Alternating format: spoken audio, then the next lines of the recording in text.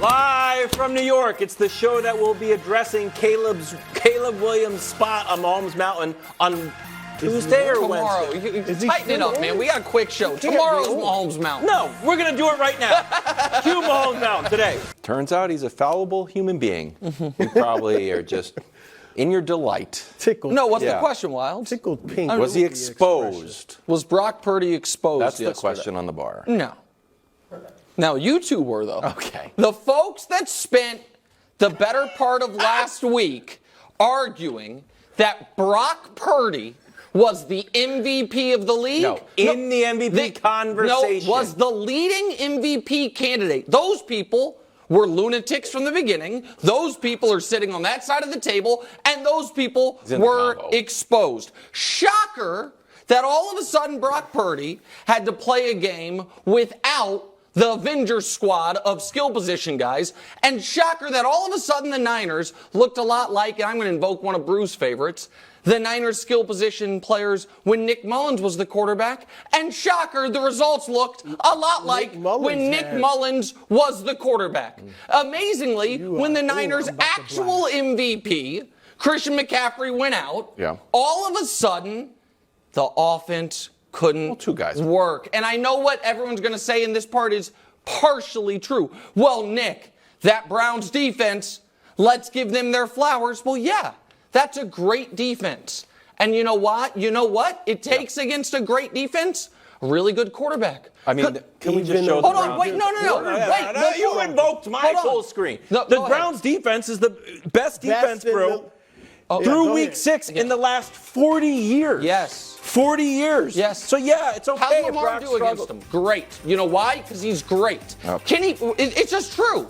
The Browns defense played 5 games. Joe Burrow was terrible. It was the first game of the year when he couldn't move. Ryan Tannehill was terrible, and he's just terrible.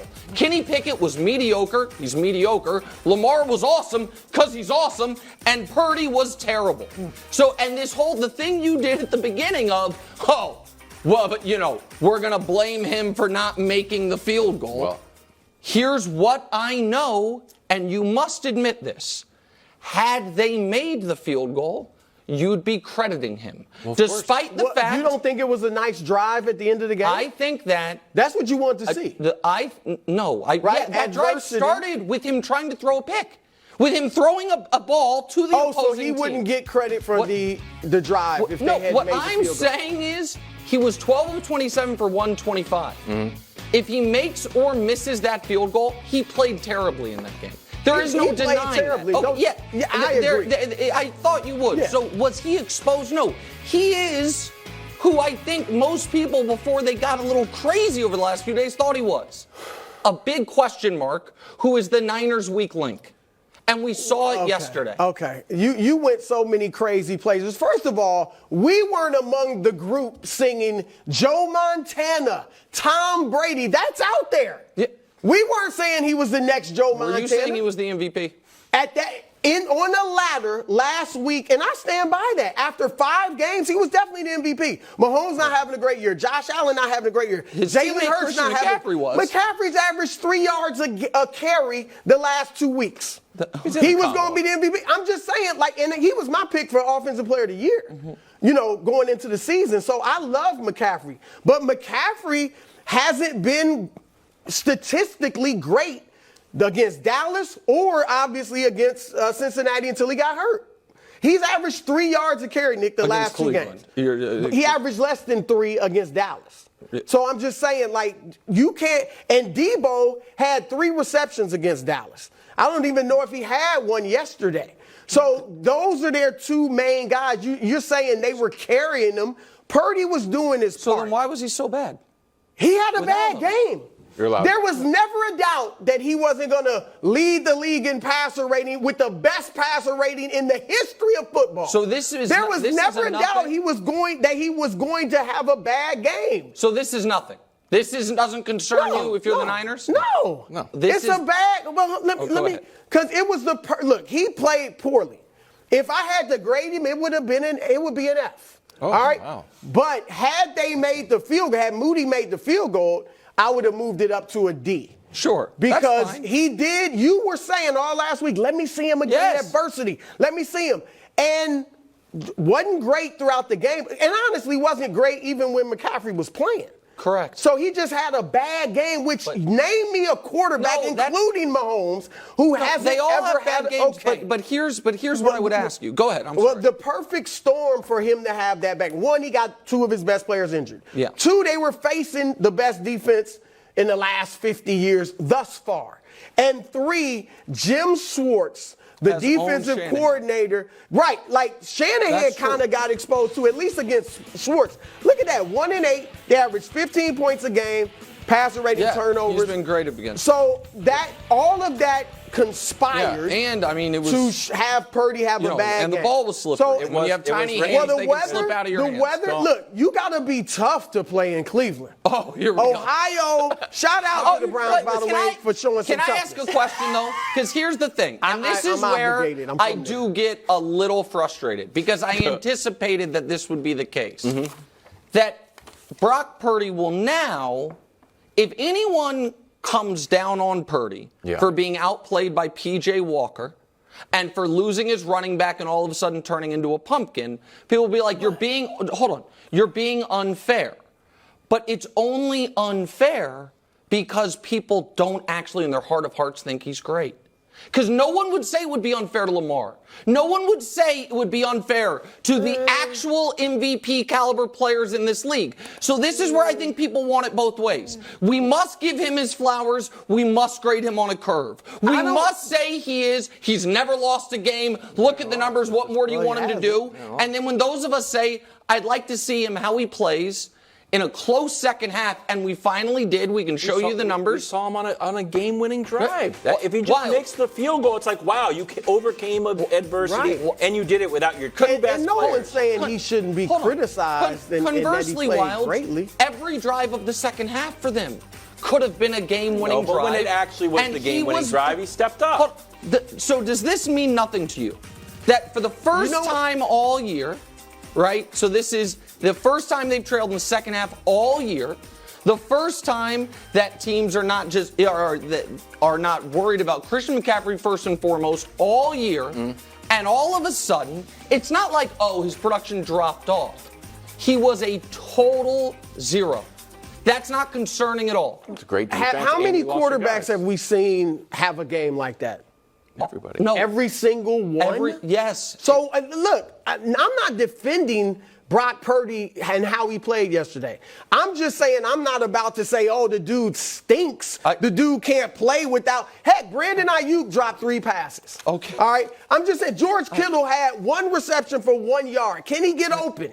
All right, maybe they were affected by the loss of McCaffrey and Debo as well. Everybody was, of course. So he had a bad game. It happens, but it's not that concerning. The last thing I just want to ask you, honestly, do you not agree with me that this is going to be a cloud now that hangs over this team a bit? That the Purdy, the first time we saw him against playoff caliber defense where the offense was not rolling, and he played like that. You do not think this is going to be a but hanging in the back? He got them into position to win the game.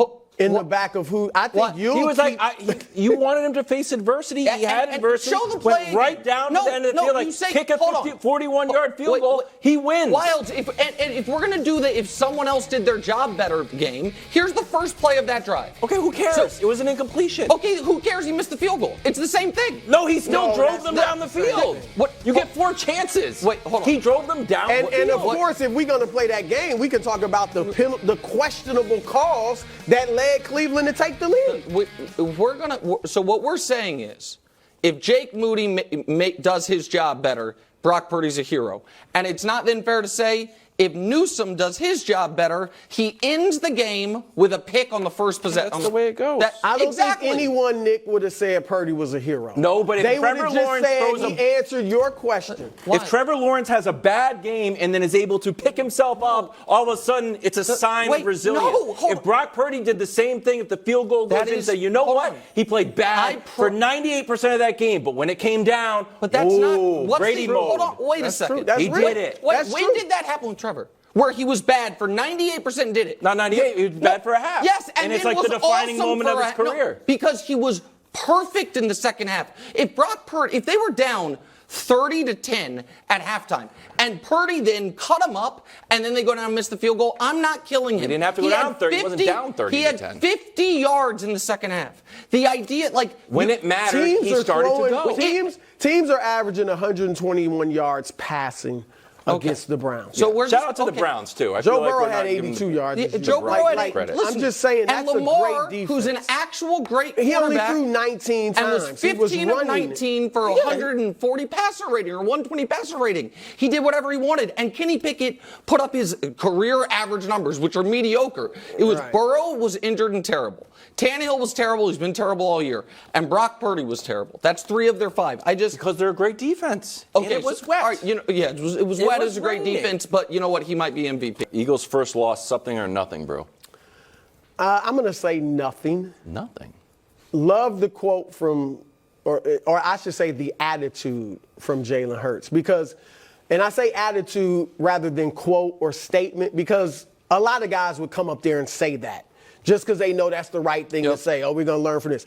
He really believes it. That's right. He really believes it. And as the leader of the team, I think that's going to be good for them to get his leadership, because they played poorly, and they have been, I'm not going to say they've been playing poorly in building their 5-1 record, but we all know they haven't been as impressive as the record would suggest. They've been saying themselves they don't think they're quite right. Absolutely. That's why I'm surprised you're saying it's nothing. Yeah, because it seems like they think it's something. Well, I just think all year, and I've been saying they got, now it's 11 more games to keep building. Sure. They're clearly, on both sides of the ball, they have not been the same, and we know they have two new coordinators on both sides of the ball. So Jalen is an issue.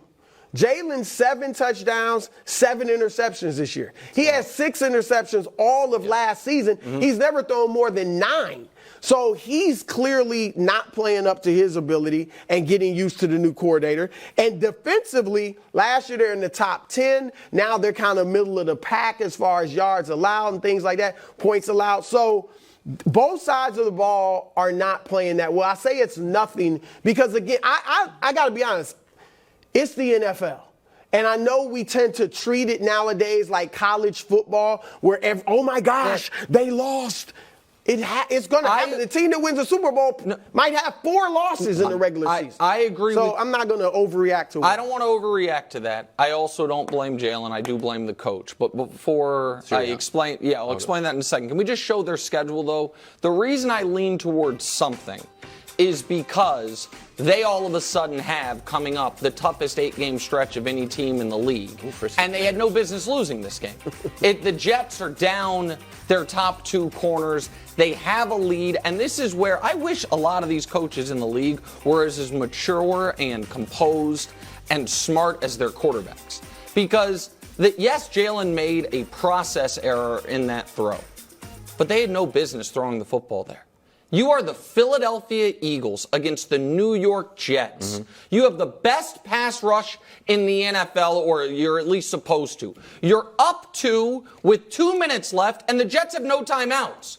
You run the ball. If you get it within a yard, you can do your brotherly shove, and the game's over. If you don't, you are punting to Zach Wilson, saying no timeouts. You'll have about 1 minute and 5 seconds left. Go get in field goal range. That Sirianni, I understand he was very pleased with himself when he won one of his challenges, and he gets very emotional on the sidelines. Take a breath and recognize you're up 2 with 2 minutes left. The other team has no timeouts. Make Zach Wilson drive the field to beat you. He didn't, and then Jalen made a bad mistake. Right. I trust Jalen, though, more than I trust that coach. But he's not having a great year, like an MVP type year. No, not at all. Not at all. Philly, Miami next week. Jets defense came up with 3 interceptions, and Robert Saleh made some statistical leaps during his post-game press conference. Take a listen.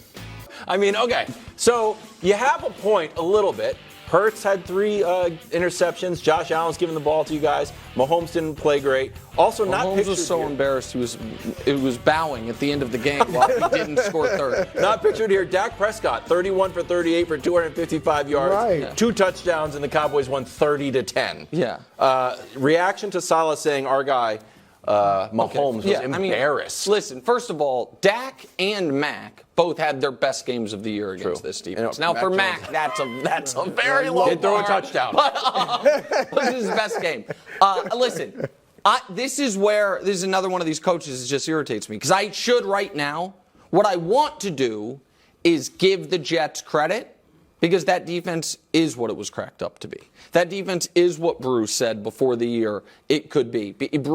Wildes, you and I both, before the year, looked at this opening six with Rodgers. Right. And said they were going to be 2-4. Mm-hmm. They didn't have him. They're 3-3. To be 3-3 with Rodgers. That's exactly right. And if somehow they lost to the single worst team in the conference, the Patriots, or else they're sitting there at 4-2.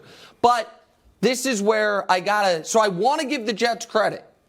But Saleh, can you be as mature as your 24-year-old D tackle? Here's Quinnen Williams when he was asked about embarrassing quarterbacks. So good. And here's what Quinnen Williams said. Take some pointers from the kid who's the best player on your team. And here's why I think it actually matters, Brew. Go. If they actually think they're contenders, guess what? We know you got to play Josh Allen again. He's in your division. Yeah. You hope against hope to get an opportunity to play Patrick Mahomes again. Maybe even at the Arrowhead Invitational. You think he doesn't have that? That's not. No, but I'm saying solid. That's their hope, right? Their hope is to be in contention. And if the Jets were a real threat, I'd put them on the bulletin board. They're not. That's an interesting concept, because that is exactly what motivated them against Denver. Now, he just said one word instead of a whole soliloquy like Sean Payton did against Nat Hackett. But it did motivate him. Because look, and I like Saleh. And look, he was a defensive coach, and this is a phenomenal defense. So I'm going to give him credit for that. They are a great defense. They get some takeaways. They're not the 85 Bears. They get some takeaways, and Josh Allen was giving away Christmas presents, and Mahomes had a few mistakes. Let me run through the teams, just passer rating. Or no, not passer rating. Yards per game that are better than the Jets. Quickly, and then we'll go to Aaron Rodgers. Cleveland, Baltimore, Dallas, Atlanta, New Orleans, Kansas City, Buffalo, Vegas, Green Bay, San Francisco, Carolina, New England, the Rams, Cincinnati, and then the Jets, who give up 216 yards a game. So can we stop with we're the 85 Bears, we're embarrassing quarterbacks. You're middle of the pack. By the numbers, you're the middle of the pack. Overall, you get takeaways. Well, that's the best thing you can do as a defense. Well, Josh Allen was giving them to you. Wildes, I know you hate the Jets. You actually, though, I get it. You got it, Wildes. Where is it? Wildes. All those teams. Can I see that real quick? Yeah. That was a lot of teams. I will admit that. I didn't know that. But that's one stat. It's passing yards against your team. Okay. You're saying you're embarrassing quarterbacks. Well, you showed the graphic where they didn't embarrass, obviously, Mahomes won. He's not embarrassed by winning. Their worst but games yes, they did. Right. Those are three of the best quarterbacks in the league, and they did force them into the worst games of their season. Go on the road and do it. Okay. No, I'm just saying, that's fine. And Mahomes, and it would have been worse. Mahomes, gave you a free, your points per game would have been worse. Mahomes decided to mercy rule you guys. You really do hate the Jets. But it's just not true. You're saying something statistically embarrassed was a strong word. It was too and Dak strong. was awesome ridiculous. against him, and Mac didn't. Mac didn't throw an interception. The one impressed by this? I'm impressed. Now, surprise, surprise, I'm not a doctor, but I am impressed that a guy a few weeks after the Achilles surgery, and it's not like, even if you're just standing there throwing it, he's moving a little bit. It looks impressive to me. And then I read this quote on CBS Sports. It looks more like a week 12 return, and it's only been 4+ weeks. We get to the end, he's beating back Father Time. So this is Marty Jamarillo. He is a colleague of the doctor that performed the surgery on Rodgers. Now, again, I'm not going to put everything into this, but he's saying a week 12 return is possible. Yeah. My goodness. Yeah, I'm impressed. I don't buy that. And Wildes, you know what? What? Listen, I try to be curious and not judgmental, and that's why I'm curious about this. So I, in the spirit of good-natured repartee and us all becoming smarter, I challenge Aaron Rodgers to a debate about this. He can bring Dr. James Andrews. I'll bring Dr. David Chow. Could we do it on The Odd Couple from 7 and 10 Eastern on Fox Sports Radio? Absolutely. Okay, we can all learn. He can have his expert, I'll have my expert, and the question will just be, if you are trying to get back to playing football, is for lack of a better term, putting on a show in front of the cameras and cosplaying that you're healthy, is that good or bad for your recovery? I don't know. His expert can debate my expert. I don't know about that, bro. Why would his doctors allow him to do that? Well, I don't. The doctor that operated on him was the same one that operated on Tom Brady. You know what? If that's the doctor he'd like to bring to the debate, that's fine. But, Brew, if we could do that on the Odd Couple, I'd appreciate it. We're not doing It's on the board. It's not on the board. I think it's on the board. Thanks for watching. Subscribe here to get more from the show and to check out clips from other shows on FS1.